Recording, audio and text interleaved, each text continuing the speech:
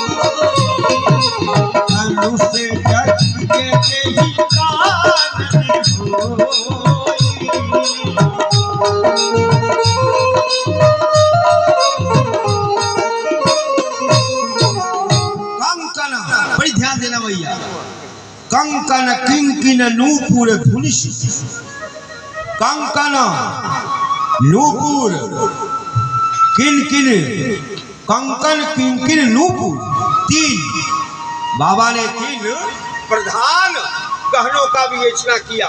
अच्छा, अब कंकन, अब जरा देखो, जब मैया जानकी चली, किशोरी जी चली सखियों के संग में, तो ये कंगन क्या कहता है? राम जी हृदय में ढूंढवा भाग का भागा करके अब बता रहे लक्ष्मण, किशोरी के कंगन क्या कहता है? कंगन क्या बोलता है? कंकन। किससे कहता है? किन कंकन किन। कंगन कहता है करधनी से कि अरे भैया करधनी, आज हमारी किशोरी जी का राम से और हमारी किशोरी की माधुर्य सौंदर्य के महायुद्ध में कौन जीतेगा पता है? कहा कौन जीतेगा?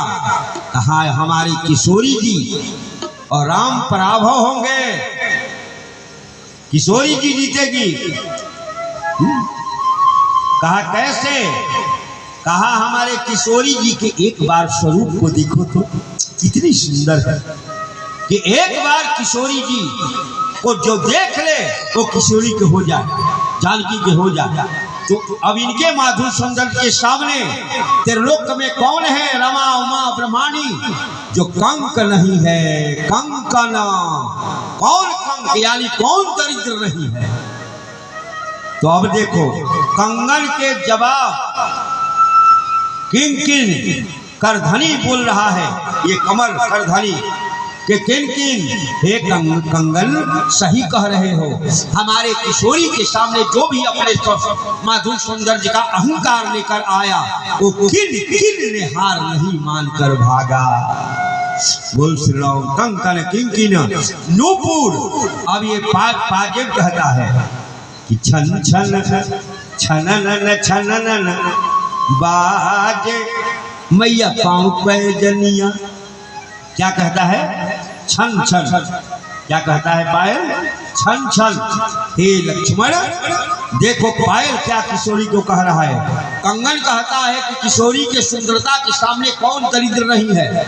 उसका जवाब देता है करधनी कि जो भी राम के सामने आया, जो भी हमारे किशोरी के सौंदर्य के सामने अपने माधुर सौंदर्य का अहंकार लेकर आया, वह किन ने हार नहीं मानी।